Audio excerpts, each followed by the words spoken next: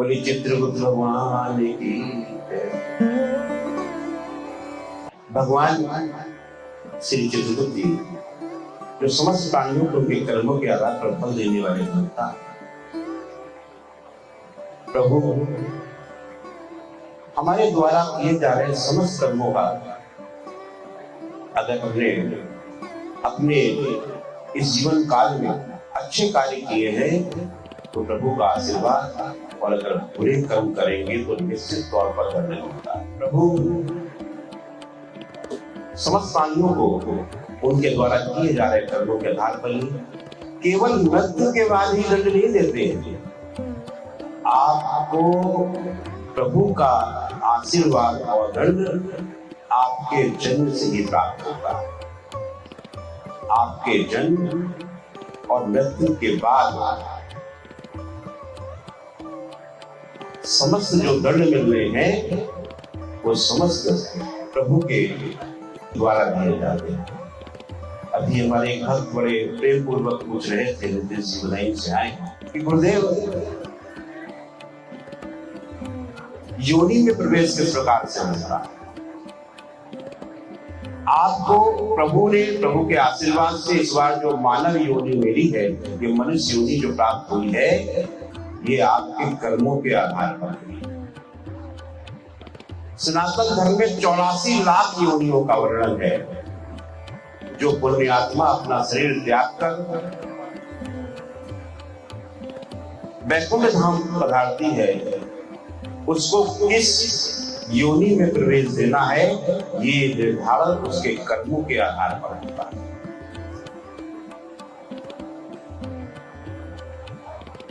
आपको ईश्वर ने जो ये मानव काया दी है, जो मनुष्य की काया दी है, ये प्रभु का आशीर्वाद है।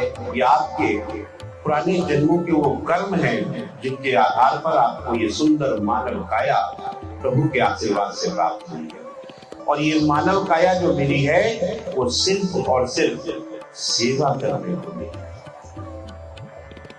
समस्त प्राणियों की सेवा। केवल आपको अपने घर परिवार की सेवा नहीं करनी है। केवल आपके मन में विचार नहीं आना चाहिए कि ईश्वर ने मुझे जो जन्म दिया है, मैं जो कर्म कर रहा हूं वो सिर्फ और सिर्फ मेरे परिवार तक सीमित है। मैं सिर्फ अपने परिवार का जीवन भरण पोषण करूंगा, प्रभु ने इसीलिए जन्म दिया है।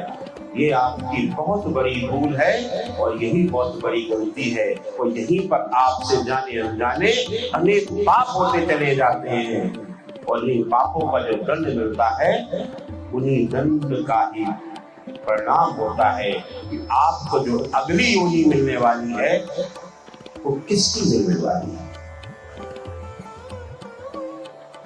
मैं एक छोटी सी कथा आपको सुनाता हूँ। एक सेठ जी थे, बड़े अच्छे व्यापारी थे, अपने व्यापार में लगे हुए, लेकिन उनके मन में केवल एक यही विचार रहता था कि जो कुछ भी है ये सब मेरा और मेरे परिवार का है, इसमें किसी का कोई हिस्सा नहीं।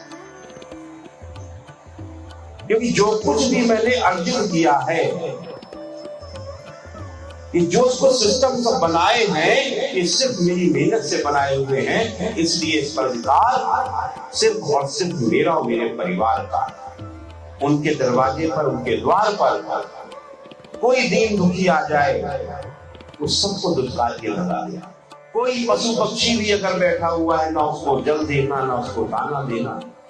कभी भी उन्होंने कुछ सेवा का भाव जो था वो उनके अंदर नहीं। गलती से अगर किसी जानवर ने उनके किसी भी खाने की वस्तु पर अगर मुंह मार दिया, रख दिया, तो उन्होंने उसको दंड लट्ठी से मारना शुरू कर दिया, दौड़ना बनाना शुरू कर दिया। तो जैसा कि हमारे भक्त ने पूछा कि प्रभु क्या होता है, तो मैंने वही बताया कि देखिए, ध्यान रखिएगा, आपके कर्म जो है वही आपकी अगली योनि का निर्धारण करते हैं। वही कर्म आपका स्वर्ग का मार्ग खोलते हैं। वही कर्म आपके इस जीवन में आपको स्वस्थ हंसमुख बनाकर रखते हैं। अगर आप सिर्फ स्वयं में जीना चाहेंगे, अगर स्वयं स्वार्थ पूर्ति के लिए आप कोई भी कार्य कर रहे हैं, तो निश्चित तौर पर आपको कभी मन की शांति नहीं मिलेगी। कभी भी आपका मन शांत हो ही नहीं सकता। मन की शांति तब मिलती है जब हम किसी की सेवा करते हैं, चाहे वो कोई जीव जंतु हो या कोई ऐसा प्राणी हो जिसकी आवश्यकता की पूर्ति करने के लिए हमने अपने पास से अपना अर्जित किया हुआ कुछ धन उसके ऊपर लगा दिया। जैसे कि मान लीजिए कोई गरीब बच्चे का विवाह हो रहा है, उसमें जाकर हमने उसका योगदान कर दिया। किसी बच्चे को शिक्षा ग्रहण करनी है लेकिन शिक्षा के अभाव में पढ़ नहीं पा रहा, उसकी शिक्षा में उसका सहयोग कर दिया। या फिर किसी कोई बीमारी आई, परेशानी में खड़े हो गए, कोई हमारे घर के दीवार से कोई जानवर अगर निकल के जा रहा है, हमारी छत पे कोई पशु पक्षी बैठ रहा है, उसके भोजन के जलपान की हमने व्यवस्था कर दी। यही आपकी सेवा है। और इसी सेवा को अगर करने से दूर चले जाते हैं, कर नहीं पाते, और जिस प्रकार से उस सेठ का जो कार्य था वो हमेशा उठाकर लोगों को भगाना, लट लेके भागना, दौड़ाना, इस प्रकार की करते करता था। ऐसे लोग जब अपना शरीर त्याग कर वैकुंठ धाम पहुंचते हैं तब उनको एहसास होता है, इस बात का आभास होता है कि हमने कितने बड़े बड़े पाप ऐसे कर दिए जिसके विषय में हम जानते हैं। अरे आप अगले जीवन में इस 84 लाख योनि का भ्रमण करना है, और अगर इस मानव मनुष्य योनि में आने के बाद आपने सेवा नहीं करी तो अगली योनि में आप किसी आपके कर्मों के आधार पर आप किसी गंदी नाले के कीड़े बनेंगे या किसी समुद्र के सुंदर एक जीव बनेंगे। सुंदर सी मछली है, बहुत से समुद्र के अंदर जीव होते हैं, बड़े सुंदर सुंदर जीव होते हैं, बड़े सुंदर सुंदर पक्षी होते हैं, बड़े सुंदर सुंदर पशु होते हैं। लेकिन आपके कर्म धर्म करते हैं कि आपको किसी गंदी नाली का कीड़ा बनना है, या आपके कर्मों का निर्धारण है, या आपको समुद्र का बड़ा सुंदर सा कोई जीव या प्राणी बनना है, आपको इस सुंदर सृष्टि के अंदर कोई सुंदर सा पशु पक्षी बनना है, ये आपके कर्म निर्धारित करते हैं। और आपके कर्म ही निर्धारित करते हैं कि आपको गधा बनना है, घोड़ा बनना है, खच्चर बनना है। तो जैसे कि आज हमारे भक्त बड़े प्रेम पूर्वक पूछ रहे थे कि गुरु जी ये गधे कैसे बनते हैं, ये गधे अपने कर्मों से बनते हैं। ये वही इंसान है जो दुष्ट प्रवृत्ति का होता है, जो दूसरों का भला नहीं कर सकता, वो अगली योनि में मेरे प्यारे नितिश जी वो गधा ही बनता है। जिस समाज में इस समय आप इस दुनिया के अंदर गधे देख रहे हैं, जो गधे की तरह सिर्फ मेहनत कर रहे हैं और लट्ठ खा रहे हैं, दौड़ रहे हैं, वो निश्चित तौर पर अपने पुराने जन्म में मनुष्य रहे होंगे और उन्होंने दूसरों का भला नहीं किया होगा, इसी प्रकार से लोगों को दौड़ाया होगा। तो आज वो अपनी इस योनि को भोग रहे हैं।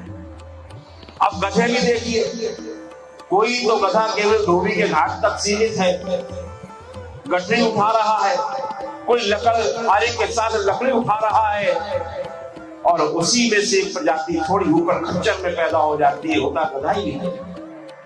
लेकिन उसका कुछ कर्म अच्छे होते हैं, कुछ कार्य अच्छे हो जाते हैं, तो उसे भगवान कहाँ लगाता है? बोले तेरे कर्मों के आधार पर तुझे खच्चर बनाकर भेज रहा हूँ, लेकिन सेवा करेगा माता रानी के दरबार में और अमरनाथ के दरबार में। प्रेम से बोला बना बाबा की, माता वैष्णो देवी की। वहां पर वो जय माता के जयकारे सुनता है, वहां पर वो हर हर महादेव सुनता है। तो उसके जो कर्म कुछ दोष के कारण उसे इस योनि में गधा बनने का अवसर प्राप्त हुआ, तो जो वहां पर है माता के दरबार में, जो है अमरनाथ बाबा के दरबार में, तो उसकी योनि तो सफल हो जाती है, उसे दंड मिल जाते हैं। और जो ये आपके गांव मोहल्ले में जो घूम रहे गधे हैं, ये बेचारे गधे के गधे ही रह जाते हैं और इनका योनि दंड में मिली हुई योनि होती है। इसलिए ध्यान रखिए कि प्रभु ने अगर आपको ये सुंदर मानव काया दी है, तो इस मानव काया में जो प्रभु ने जिस लिए आपको भेजा है, ये सिर्फ और सिर्फ सेवा भाव को भेजा है। तो अपने भाव जो है उस सबके प्रति वो रखें जो ईश्वर के प्रति रखते हैं। सबके प्रति वो भाव रखें जो स्वयं के प्रति रखते हैं। अगर स्वयं के प्रति आप अच्छा भाव करना चाहते हैं तो दूसरों के साथ भी अच्छाई करने का प्रयास करिए।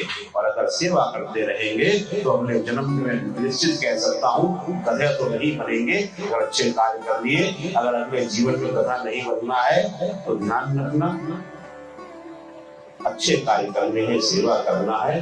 और एक हमारे प्रसिद्ध कवि जी कहते हैं कि अगर गधे हंसने लगे तो समझ लो वो क्या बनने की तैयारी कर रहे हैं। तो ठीक है, उनका भी ध्यान रखना है। इंसान है, प्रभु ने मानव बनाकर भेजा है तो मानवता की बात करे, प्रेम की बात करे, सद्भाव की बात करे, सबका साथ देने की बात करे, सबके साथ चलने का प्रयास करे, कभी किसी की आलोचना ना करे, सबके साथ प्रेम भाव से जुड़ते हुए उसकी सेवा करते रहेंगे। प्रेम से बोली जगत भगवान की जय, माता रानी की जय,